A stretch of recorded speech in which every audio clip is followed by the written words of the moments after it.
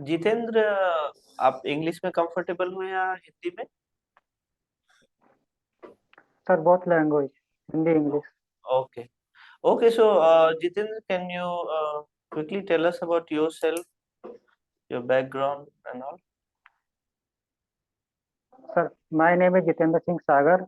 I belong to district Badaun in Uttar Pradesh, and after that I have completed diploma in chemical technology rubber and plastic from government polytechnic badaयूं, and after that I have complete 1 year apprenticeship training in Indian Oil Corporation Limited, Mathura Refinery, Okay. Mathura. So I was just going through your resume that you have shared. Okay, so it says that you had completed diploma in 2019. So it is kind of 4 years from there. जी And sir. so you said that 1 year you were doing some apprenticeship. So apart from that, did you do anything in these 4 years? जी sir. Sir 2020 में sir apprenticeship complete हुई थी हमारी sir. Okay. Sir उसके बाद continue sir preparation कर रहे हैं सर। अच्छा, मतलब 3 साल से आप प्रिपेयर कर रहे हो। Okay okay. जी सर। और आप बार्क में क्यों आना चाहते हैं? बार्क में क्या क्या पसंद है आपको? क्यों आप बार्क क्यों ज्वाइन करना चाहते हैं? सर अभी सर मेरा सर रिटर्न क्वालिफाई हुआ है बार्क में सर। ओके। जी सर। कोई बार्क का ऐसा कुछ फंक्शनिंग, कुछ ऐसा जो आपको बहुत पसंद हो, या बार्क जिस फील्ड में मतलब जो जो काम करता है, ऐसा कुछ है जो आपको पसंद है, जिसके लिए आप, क्योंकि बहुत सारे ऐसे कंपनी है जो बहुत अच्छे हैं और बहुत अच्छा कर भी रहे हैं, तो स्पेशली आपने बार्क को चुना, ऐसा कुछ? जी sir BARC sir atomic energy के सेक्टर में सर काम करती है सर। तो ओके। रिसर्च करती है सर। तो आपको जी सर। रिसर्च में इंटरेस्ट है? जी सर। अच्छा, इन केस बार्क में आपका ना हो पाए, मान लीजिए टेक्निकल राउंड में, तो आप उसके बाद आप क्या करेंगे? ऐसा कुछ प्लान किया है आपने?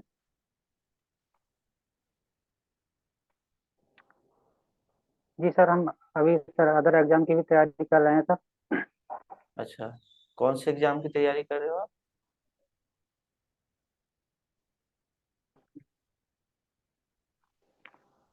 Sir IOCL sir, okay Indian oil corporation limited sir. Okay, उसकी भी तैयारी कर रहे हो। ओके। जी सर। ओके। ठीक है, तो टेक्निकल राउंड के लिए सत्यवीर सर स्टार्ट करो प्लीज। ओके सो जितेंद्र, आपके कौन से फेवरेट सब्जेक्ट्स हैं? आप बताएंगे मुझे। 2 फेवरेट सब्जेक्ट बता दीजिए आपके। Sir fluid mechanics, heat transfer. Fluid mechanics और हीट ट्रांसफर, ठीक है। जी सर। फ्लूइड मैकेनिक्स और हीट ट्रांसफर आपके फेवरेट क्यों हैं? क्योंकि केमिकल इंजीनियरिंग के तो कोर सब्जेक्ट्स नहीं मानेंगे हम ये। जो केमिकल इंजीनियरिंग के कोर सब्जेक्ट्स हैं वो, क्या आप सर अपने आप को सहज नहीं समझते हैं उन सब्जेक्ट्स में? नहीं सर उसमें ही शायद सर स्टडी की है सर। मास ट्रांसफर है सर, थर्मोडायनेमिक्स है, chemical engineering reaction. Chemical CRE engineering sir. Reaction है या केमिकल रिएक्शन इंजीनियरिंग है? Sorry sir chemical reaction engineering sir. अच्छा, ठीक है। मथुरा में, आप मथुरा रिफाइनरी IOCL में आपने किस डिवीजन में काम किया था? सर प्रोडक्शन में सर। प्रोडक्शन डिवीजन में काम किया था। क्या मैन्युफैक्चर हो रहा था वहां पे? सर ये क्रूड ऑयल आता है सर, उसका सर प्रोसेस किया जाता है सर। क्रूड ऑयल का प्रोसेस किया जाता है। क्रूड ऑयल के प्रोसेस जी में एक एरोमेटाइजेशन भी प्रोसेस होती है क्या? जी सर। क्या होता है एरोमेटाइजेशन? क्यों करते हैं हम?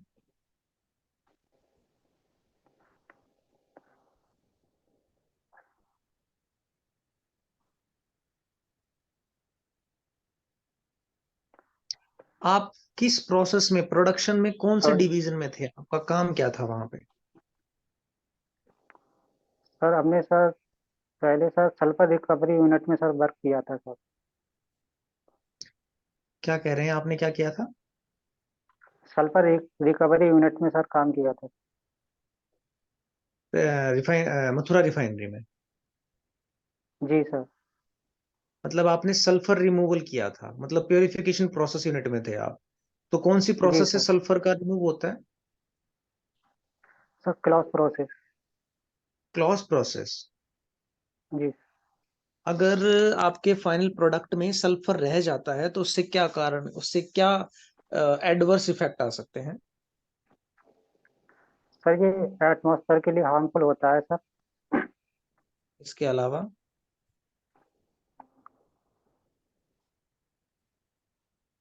Sorry sir. हमें कैसे पता चलता है कि इस पेट्रोलियम प्रोडक्ट में सल्फर का कंटेंट ज्यादा है?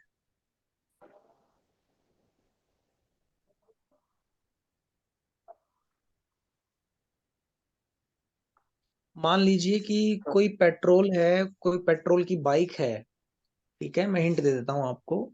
तो क्या आप उस जी बाइक के पास खड़े होके और बिना कोई दूसरे पैरामीटर के आप बता सकते हैं कि इस पेट्रोल में सल्फर का कंटेंट ज्यादा बढ़ गया है? जी सर इसकी स्मेल से बता सकते हैं सर। हाँ, वेरी गुड, स्मेल से बता सकते हैं। किस टाइप की स्मेल होती है इसकी? सर इसकी स्मेल एग की तरह, एग की एग होता है सर उसकी तरह होती है, सड़े हुए अंडे की तरह। आप मथुरा रिफाइनरी डिवीजन में थे तो उसमें एफसीसी तो होगा जरूर। जी सर हाँ। कि एफसीसी में कौन सा कैटलिस्ट यूज करते हैं हम? Sir fluid catalytic cracking unit sir. इसमें सर नहीं, फ्लूइडाइज्ड कैटालिटिक प्लेटिनम। क्रैकिंग में कौन सा कैटलिस्ट यूज करते हैं? पहले तो बताइए एफसीसी में होता क्या है, एफसीसी में? सर एक्चुअली सर हमारा जो अप्रेंटिसशिप कंप्लीट हुई थी सर उस टाइम कोविड-19 आया था सर। तो हमने सर 2 महीने ही प्लांट में सर वर्क किया था। उसके बाद सर कोई हमारी बात ट्रेनिंग नहीं, ऑनलाइन हुई थी। ये ये तो आप अपने कोर्स में भी पढ़ते हैं। जी। जी सर। चलिए, आपने बोला मास ट्रांसफर आपका फेवरेट सब्जेक्ट है, फिक्स फर्स्ट लॉ क्या कहता है?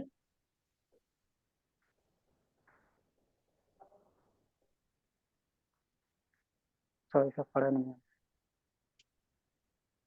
पढ़े नहीं है? Two film theory?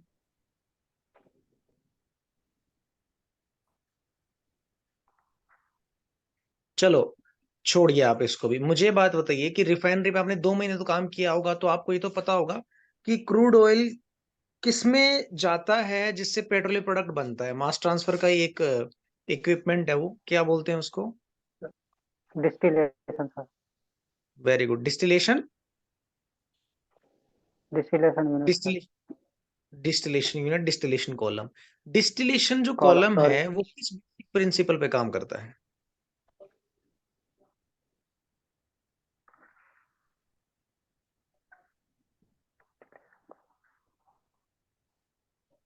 कोई बात नहीं, घबराइए सर मत, आप सोचिए एक बार कि डिस्टिलेशन में होता क्या है।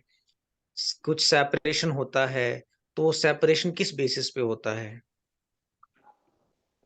सर वेपर प्रेशर हाँ हाँ, डिफरेंस ठीक के। बता रहे हो। आगे बताइए, वेपर प्रेशर क्या? Vapour pressure difference sir boiling point. हाँ हाँ, ठीक जा रहे हो आप, थोड़ा एक और टर्म बोलते हैं उसको, ठीक से बताइए। Sir relative volatility sir. Very good very good, relative volatility के बेसिस पे होता है, बहुत अच्छे, बहुत बढ़िया। चलिए, तो आप मुझे बताइए कि जनरली जो आपकी एब्जॉर्प्शन प्रोसेस होती है वो इंडस्ट्रीज में कहाँ यूज होती है?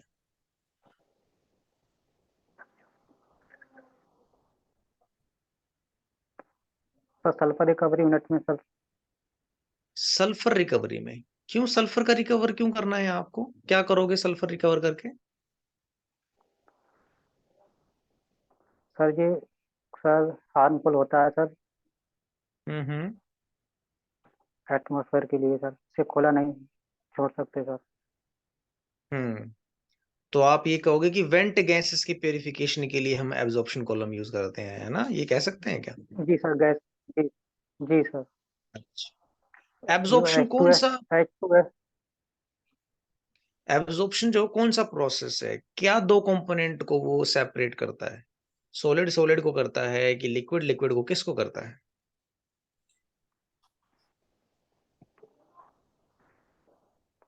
गैस गैस गैस गैस अच्छा, अब गैस। आपने सीआरई का नाम भी लिया। क्या आप मुझे जी। डिफरेंस बता सकते हो होमोजीनियस और हेट्रोजीनियस में? होमोजीनियस सर, जो सिंगल फेस में रिएक्शन होती है सर, वो होमोजीनियस। सर,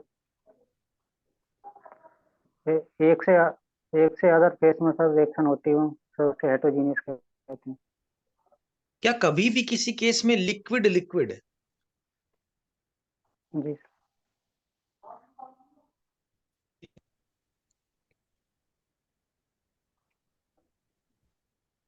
क्या मेरी आवाज आ रही है? जी सर, आ रही है बात। आप मुझे बताइए, किसी भी केस में क्या लिक्विड लिक्विड जो है वो हेट्रोजीनियस हो सकता है क्या?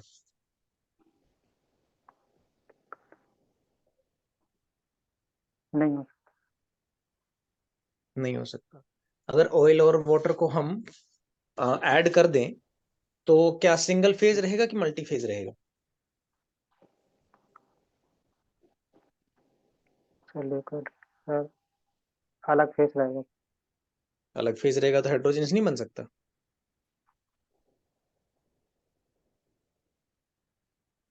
जी सर। हम्म, चलिए ठीक है, thank you so much from my side. Ashutosh sir, आप यस फर्दर सर, कंटिन्यू कर सकते हैं। Thank you sir. आपने कहा जितेंद्र कि आपकी एफएम, हीट ट्रांसफर, थर्मोडायनामिक्स ये सब फेवरेट सब्जेक्ट है। जी सर। थर्मोडायनामिक्स फर्स्ट लॉ क्या कहता है? सर, एनर्जी को सर ना तो उत्पन्न किया जा सकता है सर, ना नष्ट किया जा सकता है। एक रूप से दूसरे रूप में सर चेंज किया जा सकता है। ठीक है, law of conservation of energy क्या है? Sir, same. तो क्या दोनों सेम चीज है, law of conservation of energy and first law of thermodynamics? जी सर। तो फिर दो लॉ क्यों दिए गए? First law of thermodynamics and law of conservation of energy, दोनों नाम अलग अलग क्यों दिए गए फिर?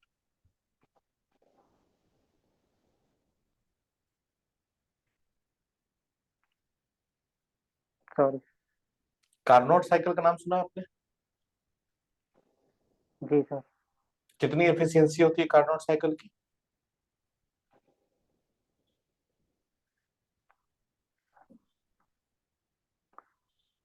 Sir, one. वन या 100%? Sorry sir, 100%। ठीक है, मान से लिया। कम होती है सर। हंड्रेड कम परसेंट से होती है सर। कम होती है? कम होती है। कितनी जी सर। होती है? कार्नोट साइकिल यूनिक साइकिल क्यों कहा गया है?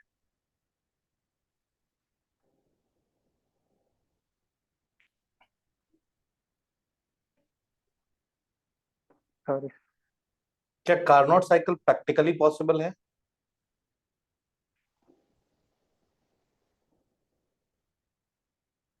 जी सर। क्या कार्नोट साइकिल प्रैक्टिकली पॉसिबल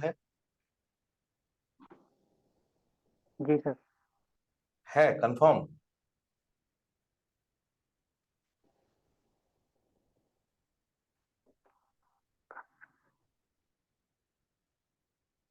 क्या आप कार्नोट साइकिल के चार प्रोसेस एक्सप्लेन कर सकते हैं?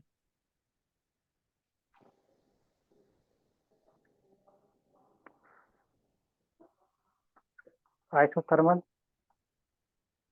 Adiabatic, isobaric, isochoric sir. Sure?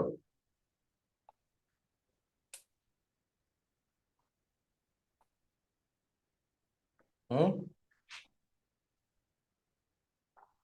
Temperature की ऐसा यूनिट क्या होती है? केल्विन। केल्विन, डिग्री सेल्सियस नहीं? सर, सीजीएस होती है। सीजीएस होती है।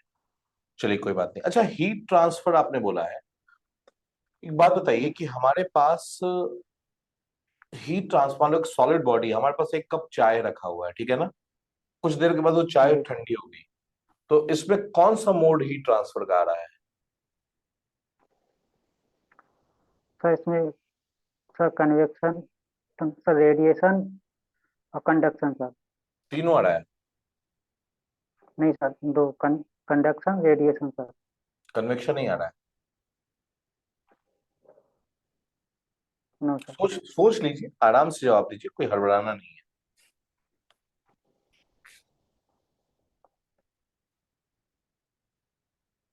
सर दो ही मोड है sir, conduction what is radiation. What is conduction?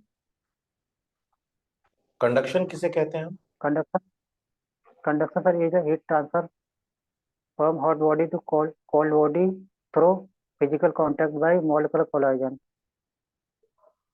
और कन्वेक्शन?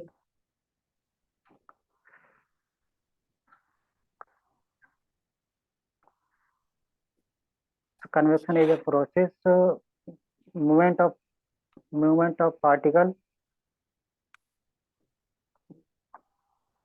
Sorry, कंडक्शन सबसे ज्यादा किस मटेरियल की होती है? थर्मल कंडक्टिविटी सबसे ज्यादा किस मटेरियल की होती है?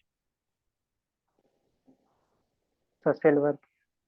सिल्वर की। कितनी होती है?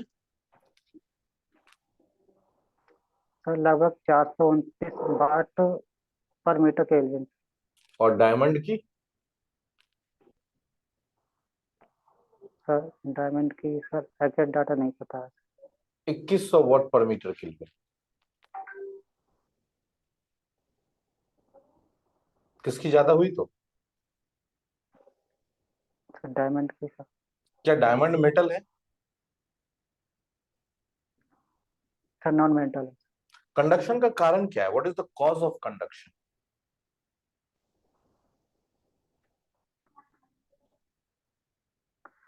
सर टेम्परेचर डिफरेंस के कारण। टेम्परेचर डिफरेंस के कारण कंडक्शन होता है। हम्म, और कन्वेक्शन का कारण क्या है?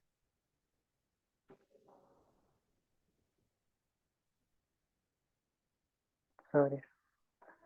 रेडिएशन का कारण क्या है?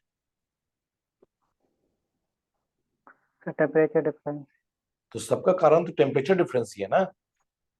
जब टेम्परेचर डिफरेंस होगा तभी तो हीट ट्रांसफर होगा। जी सर। क्या लो टेम्परेचर से हाई टेम्परेचर पर हीट का ट्रांसफर हो सकता है?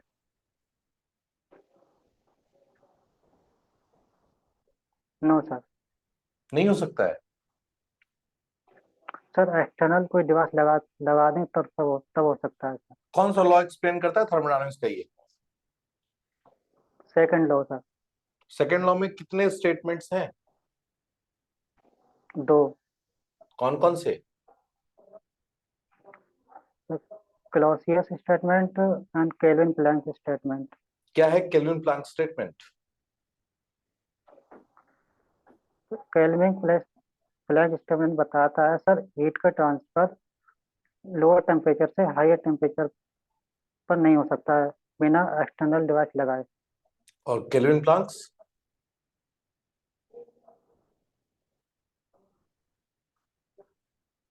आपने केल्विन प्लैंक स्टेटमेंट बताया ना ये। जी सर। और क्लॉसियस का स्टेटमेंट क्या है? सर क्लॉसियस स्टेटमेंट बताता है सर किसी भी मशीन की एफिशिएंसी 100% नहीं हो सकती। ये स्टेटमेंट है केल्विन का, क्लॉसियस का। आप क्लॉसियस केल्विन में फर्क समझ रहे हैं? उल्टा तो नहीं कर दे रहे किसी को?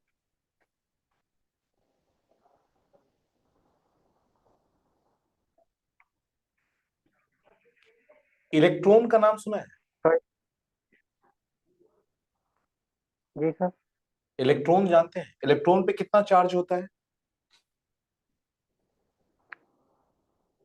सर पता नहीं। पता नहीं, कोई बात नहीं है। अच्छा, ये बताइए मुझे, फूरियर्स लॉ क्या है? What is Fourier's law? Fourier law sir -k d t upon d x. किसके लिए आता है ये? सर कंडक्शन के लिए sir.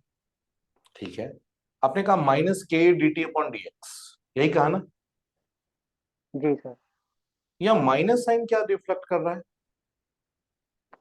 Sir minus minus sign बताता है सर कि टेम्परेचर, सॉरी सर, हीट का ट्रांसफर लोअर हायर टेम्परेचर से लोअर टेम्परेचर की तरफ होता है। ये तो ऑटो अंडरस्टूड चीज है। ये बात तो क्लॉसियस ने बता दिया था ना कि लो से हाई की तरफ हीट का फ्लो नहीं होगा, इसका मतलब हाई से लो की तरफ फ्लो होगा। फिर फूरियर्स ने क्या कर दिया यहाँ माइनस साइन लगा के? Sorry sir. सर जैसे जैसे सर हीट का ट्रांसफर होता है सर, टेम्परेचर डिक्रीज होता है सर, ये बताता ये भी कॉमन सेंस की बात है, हीट ट्रांसफर होगा तो टेम्परेचर डिक्रीज करते चला जाएगा।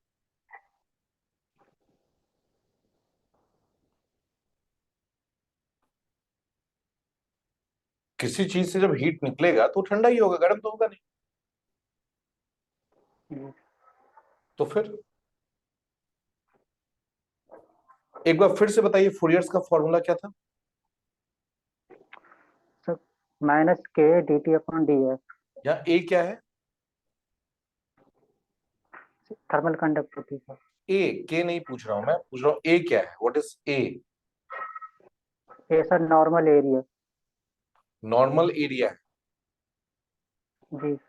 एरिया कितने टाइप्स के होते हैं हीट ट्रांसफर के हिसाब से?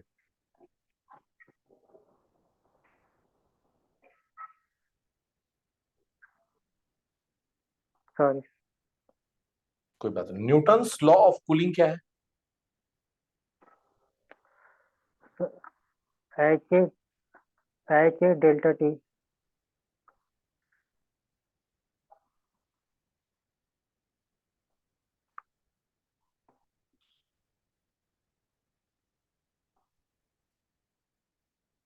यहाँ पे ए कौन सा एरिया है?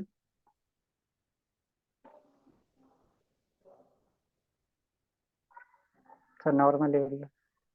Normal area. यहाँ तो आपने माइनस साइन नहीं लगाया। आपने बोला ना हाई से लो की तरफ फ्लो नो होता है, सर। इसका आंसर माइनस साइन है। ठीक है, फिर हीट निकलेगा तो टेम्परेचर डिक्रीज करेगा, इसका आंसर माइनस साइन है। तो यहाँ क्यों नहीं माइनस साइन? यहाँ minus H A delta T क्यों नहीं लिखा गया? तो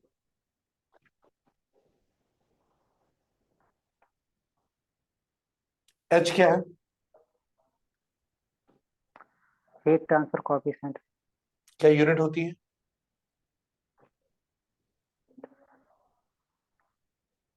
वाट पर मीटर स्क्वायर केल्विन। क्या ये मटेरियल की प्रॉपर्टी है एच?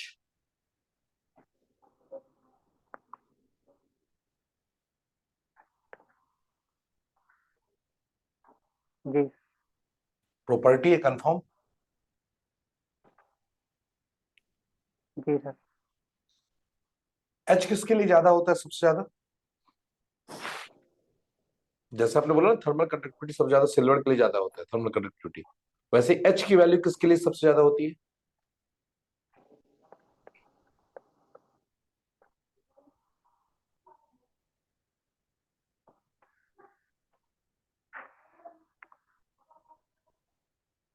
सर वाटर का ज्यादा। वाटर के लिए। फोर्स कन्वेक्शन, फ्री कन्वेक्शन का नाम सुना है? जी सर। दोनों में क्या डिफरेंस है? Sir free convection sir naturally होता है sir. Sir force convection sir एक एक्सटर्नल सोर्स लगाते हैं सर, फैन, ब्लोवर, ठीक है, लगा दिया, फैन ब्लोअर लगा दिया, वो हो एजिटेटर। गया फोर्स कन्वेक्शन। फैन ब्लोअर लगाने से ऐसा क्या होता जी। है कि भाई, अच्छा फ्री कन्वेक्शन में हीट ट्रांसफर ज्यादा होगा या force convection? Force convection sir heat transfer ज्यादा क्यों होगा। ज्यादा होगा फोर्स कन्वेक्शन में हीट ट्रांसफर?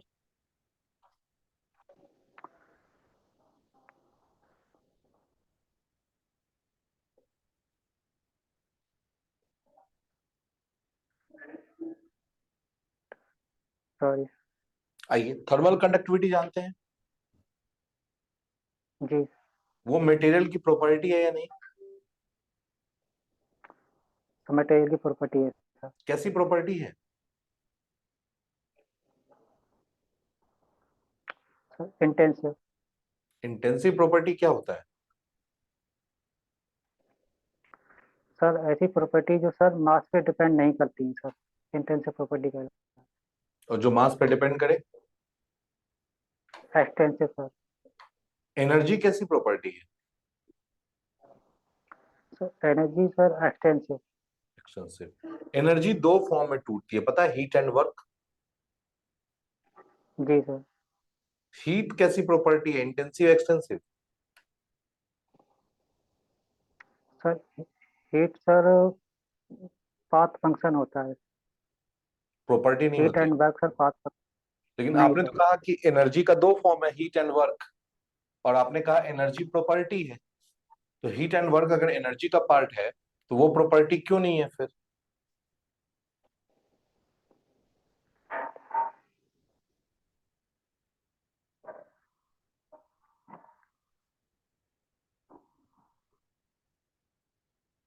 कोई नहीं। सॉरी। आपका द बेस्ट सब फेवरेट सब्जेक्ट था फ्लूइड मैकेनिक्स। आपने सबसे पहले तो एफएम का ही नाम लिया है। जी सर। बताइए, रिलेटिव डेंसिटी वर्ड सुना है आपने? जी सर सुना है। और स्पेसिफिक ग्रेविटी सुना है? सर एक ही होते हैं सर। एक ही स्पेसिफिक होते ग्रेविटी। जी हैं। स्पेसिफिक ग्रेविटी क्या होता है? सर ये जैसी होता है sir, density of fluid, density of standard fluid sir. Standard fluid क्या होगा? सर वाटर लेते हैं सर। स्टैंडर्ड फ्लूइड वाटर लेते हैं। और अगर गैस की बात कर रहे हैं तो सर गैस। तो गैस लेंगे स्टैंडर्ड में, कौन सा गैस लेंगे? मान लो हम नाइट्रोजन की स्पेसिफिक ग्रेविटी फाइंड आउट करना चाह रहे जी सर। हैं, क्या होगा? फिर स्टैंडर्ड फ्लूइड क्या लें? वाटर?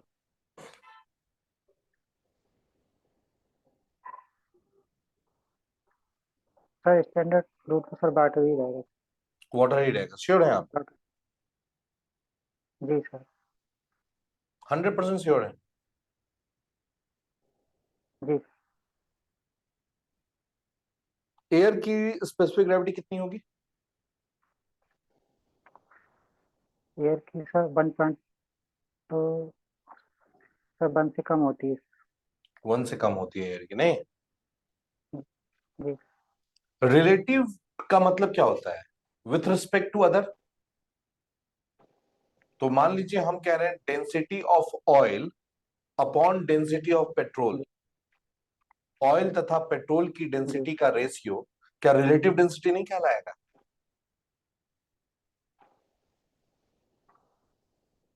जी सर। तो फिर आपने तो कहा कि दोनों सेम चीज है, स्पेसिफिक ग्रेविटी की बात कर ले या रिलेटिव डेंसिटी की बात कर ले। चलिए जितेंद्र, कोई नहीं, हमारी तरफ से आपका इंटरव्यू हो गया डन, ठीक है ना? अब पहले आपको एचआर ओके। राउंड का फीडबैक मिलेगा, फिर हम टेक्निकल राउंड का फीडबैक आपको देंगे, ठीक है ना? Sir please. जी।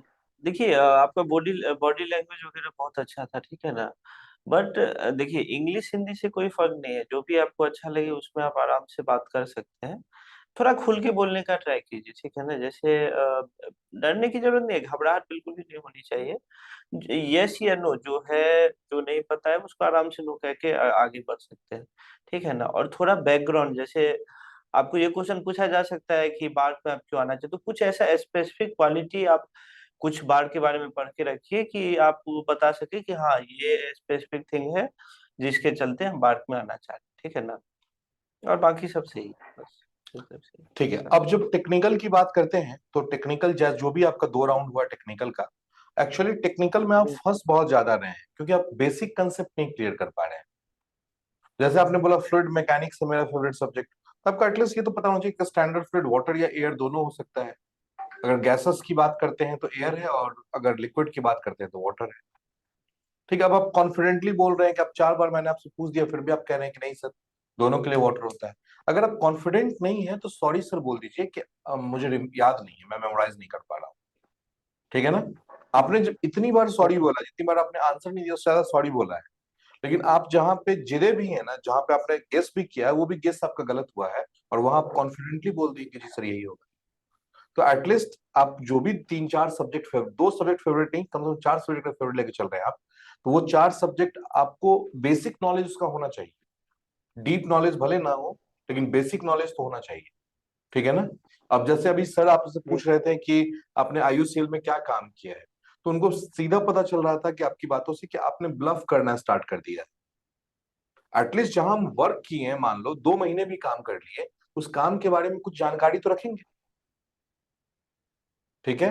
अगर जानकारी नहीं भी है तो अब उसको नेट से गैदर कीजिए, क्योंकि आपने तो लिख दिया ना अप्रेंटिस, उसको नेट से गैदर कीजिए, उसको जमा, उसको देखिए कैसे रिफाइनरी प्रोसेस में वर्क होता है। अब किस डिपार्टमेंट में है आपको यही नहीं पता रहेगा तो फिर दिक्कत वाली बात है ना। फिर वो, फिर तो ये हो गया कि आप केयरलेस बंदे हैं, आपका हो भी जाएगा सिलेक्शन तो आप वैसे ही काम कीजिएगा एक गवर्नमेंट ऑफिसर की तरह, ठीक है ना। तो सिंपल सी बात है, इन सब चीजों पे वर्क कीजिए। नेक्स्ट मॉक में जब मिलेंगे तो ये सारे फीडबैक्स आपके ओवरकम होने चाहिए। सत्यवीर सर अभी आए हैं, सत्यवीर सर आपको फीडबैक देंगे कुछ, ठीक है, जो आपके जो टेक्निकल राउंड है उसके। हमारी तरफ से ये फीडबैक हो गया। सत्यवीर सर। हाँ सर। हाँ जितेंद्र, सो देखो मेरी तरफ से ना दिक्कत क्या लगी मैं बताता हूँ आपको। एक तो जो आपने जी मथुरा रिफाइनरी से इंटर्नशिप की है ना, जी सर। उस पे आप थोड़ा काम करो, ठीक है। आपने जी प्रोडक्शन डिवीजन में आपने प्रोडक्शन डिवीजन में जो है अपनी इंटर्नशिप की है, और जी प्योरिफिकेशन सर। वाले पार्ट में की है आपने, सल्फर सल्फर जी रिकवरी यूनिट में की है ना, उसका थोड़ा एक बार गो थ्रू करो आप। जी। तो अपना एक सब्जेक्ट होता है केमिकल टेक्नोलॉजी, है ना। हाँ जी जी सर। हाँ तो उसमें जो है आप प्योरिफिकेशन प्रोसेस पढ़ो, क्या क्या प्योरिफिकेशन प्रोसेसेस की जाती हैं पेट्रोलियम प्रोडक्ट के लिए। पहले तो क्रूड ऑयल आपका डिस्टिलेशन कॉलम में गया, उसके बाद में प्रोडक्ट आए आपके पास में, है ना। उसमें फिर क्या क्या जो जी इम्प्योरिटीज हैं वो रिमूव की जाती हैं, किन प्रोसेस से की जाती हैं ये पढ़ो। और एफसीसी प्रोसेस क्या है ये पढ़ो। तो जो केमिकल टेक्नोलॉजी में रिफाइनिंग वाला पार्ट है ना, पेट्रोलियम रिफाइनिंग, जी वो पढ़ लो आप, ठीक है। जी आर के बंसल आती, शायद एक बुक भूल गया हूँ मैं, शायद आर के बंसल नाम है या क्या है ना। तो उससे जी आप पढ़ो पेट्रोलियम रिफाइनरी, ठीक है। जी। अच्छा उसके बाद में आपको क्या केमिकल रिएक्शन इंजीनियरिंग बिल्कुल नहीं आता क्या? सर आता है सर, थोड़ा कम आता है। थोड़ा कम आता है, क्योंकि यहाँ पे अगर बेटर रहता अगर आप एक कोर सब्जेक्ट और चूज कर लेते ना, तो वो ज्यादा बेटर रहता। बट अभी नए सब्जेक्ट उठाने का कोई मतलब नहीं है, ठीक है, आप जो देना चाहें उसमें दें, कोई दिक्कत वाली बात नहीं है। और थोड़ा जी केमिकल रिएक्शन इंजीनियरिंग में मोटा मोटा तो आप जो है डेफिनेशंस वगैरह तो थोड़ी पढ़ो, है ना। होमोजीनियस हेट्रोजीनियस वाली क्या डिफरेंस है। अब जैसे आपने बताया कि सिंगल फेज में एग्जिस्ट करता है, बट लिक्विड लिक्विड लिक्विड अगर दो अलग अलग लिक्विड हुए तो सेपरेट फेज बन गए कि नहीं बन गए, तो हेट्रोजीनियस होगा ही होगा वो, जी है ना। तो थोड़ा सा उसको पढ़ो आप। और मास ट्रांसफर में क्योंकि आपने रिफाइनरी में इंटर्नशिप की है, तो डिस्टिलेशन वाले पार्ट को तो आप पढ़ो। डिस्टिलेशन क्या है मैंने हिंट दिया, तब आपने जाके बोला कि सर रिलेटिव वोलेटिलिटी का कॉन्सेप्ट हो इसमें। मैंने पूरा आपको लगभग बता ही दिया, तब जाके क्लिक हुआ है आपको। तो इतना आपको ऐसा नहीं करना है कि आपको पूरा आंसर सामने वाला बताएगा तभी आप क्लिक करो। डिस्टिलेशन को पढ़ो, क्या है डिस्टिलेशन कॉलम, कैसे रिफाइनरिंग होती है, क्या प्रिंसिपल होता है, वो सब थोड़ा बहुत मास ट्रांसफर जी को भी पढ़ना है आप, ठीक है। जी तो जी नेक्स्ट राउंड में आओगे, रिफाइनरी पेट्रोलियम रिफाइनिंग को स्ट्रॉन्ग करके आना, उसमें से क्वेश्चन पूछूंगा मैं, ठीक है। उससे रिलेटेड फिर जी डिस्टिलेशन कॉलम में ही जाता है क्रूड ऑयल, तो डिस्टिलेशन कॉलम से भी क्वेश्चन पूछूंगा मैं, जी ठीक है। तो जी। अभी के लिए ये पार्ट आपको स्ट्रॉन्ग करना है, फिर उसके बाद में सेकंड डेमो में बात करेंगे, ठीक है, तो ठीक। मिलते हैं फिर नेक्स्ट राउंड में। दिस इज ठीक इट है। From my side. जी सर। सर A2 पे पब्लिश। क्या? हाँ बोलो। सर A2 पे